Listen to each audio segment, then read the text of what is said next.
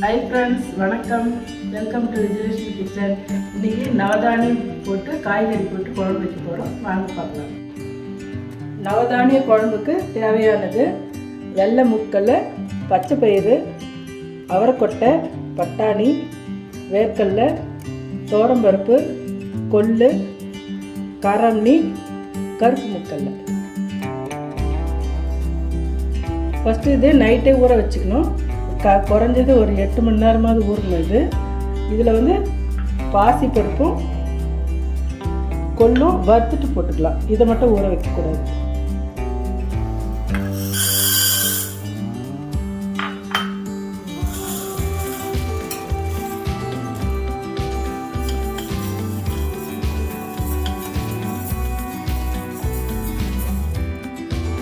அவ்வளோதான், இது வறுத்தாச்சு.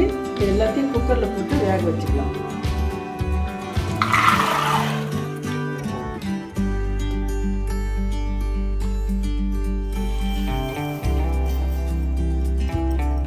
எல்லா தானியமும் கொஞ்சம் கொஞ்சம் போட்டாலே நிறைய வந்துடும். இது ஊறுற பிறகு அளவாக போட்டுக்குங்க. இதுக்கு 2 ஸ்பூன் போட்டுட்டு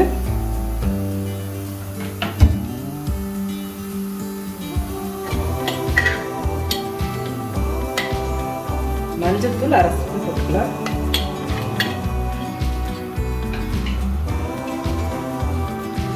மூடி வச்சுட்டு 3 விசில் வந்ததும் ஆஃப் பண்ணிக்கலாம். நம்ம நவதானியத்து கூட இந்த காய்கறியெல்லாம் போட்டு குழம்பு வைக்க போகிறோம். உருளைக்கிழங்கு, வாழைக்காய், கருணக்கிழங்கு, நூக்கல், பூசணிக்காய், அவரைக்காய், முள்ளங்கி, கத்திரிக்காய், பீன்ஸு, கேரட், தக்காளி, வெங்காயம்.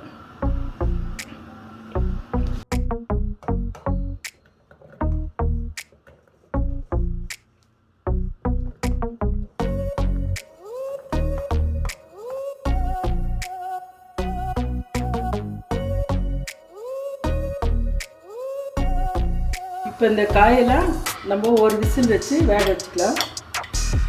மஞ்சள்தூள் கொஞ்சம் போட்டுக்கலாம், 1/2 ஸ்பூன்னு. தண்ணி 2 டம்ளர் ஊற்றிக்கலாம்.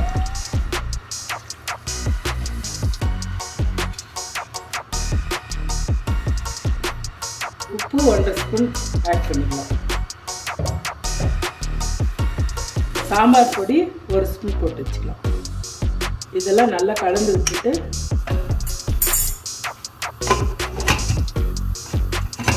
மூடி வச்சுட்டு ஒரு விசில் வந்தோடனே ஆஃப் பண்ணிக்கலாம்.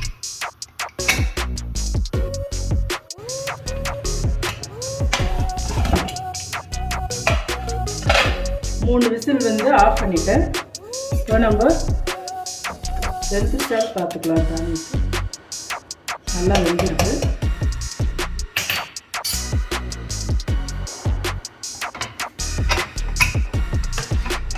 நம்ம குக்கரில் காய் வேக வச்சு இல்லையா, ஒரு விசில் இறக்கிட்டோம்.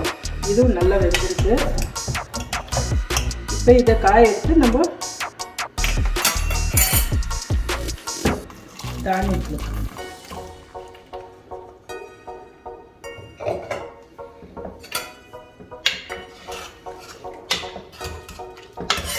இப்போ நம்ம சாம்பார் தூள் போட்டுக்கலாம்.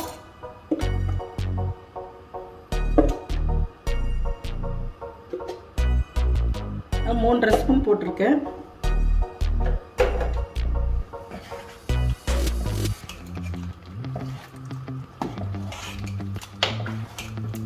இதெல்லாம் ஒரு 2 நிமிஷம் கொதிக்கிட்டு இருந்துட்டு நம்ம புளி கொஞ்சம் ஊற்றி தாளித்து இறக்கிடலாம். நம்ம ஏற்கனவே தானியத்திலே உப்பு போட்டிருக்கோம், காய்கறியில் உப்பு போட்டிருக்கோம். இப்போ 1 ஸ்பூன் மட்டும் சேர்த்துக்கலாம்.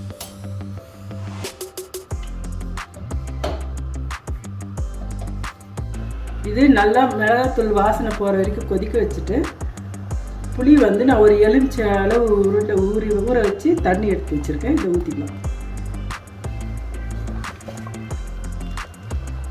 இந்த குழம்பு கொஞ்சம் தண்ணியாக இருக்கணும். அப்போ தான் போக கெட்டியாயிடும். அப்படி இந்த பதத்தில் இருக்கணும். இதுக்கு இப்போ தாளிச்சு கொட்டிக்கலாம்.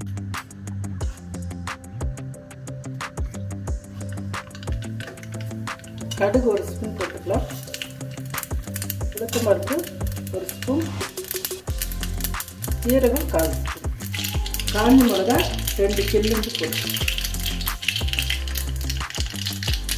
பெருங்காயம் சிட்டிகை சேர்த்துக்கலாம். அவ்வளோதாங்க. கருவேப்பிலை போட்டுக்கலாம்.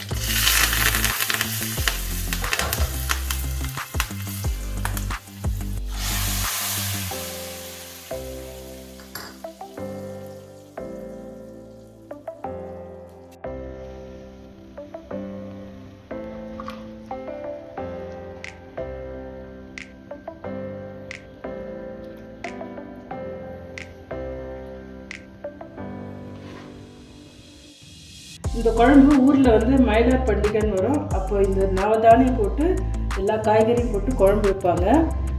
நீங்கள் செய்கிறதா தான் வேணும்னா 5 தானியம் போட்டு கூட செஞ்சுக்கலாம். இது வெண்பொங்கலுங்க. வெண்பொங்கலுக்கு அருமையாக இருக்கும். ரைஸுக்கும் சாப்பிட்லாம், சப்பாத்திக்கும் செட் ஆகும். அருமையாக நவதானிய குழம்பு ரெடி ஆகிடுச்சுங்க. இது ரொம்ப உடம்புக்கு ஹெல்த்தியான ஃபுட்டு. இது நீங்கள் வீட்டில் செஞ்சு பாருங்கள்.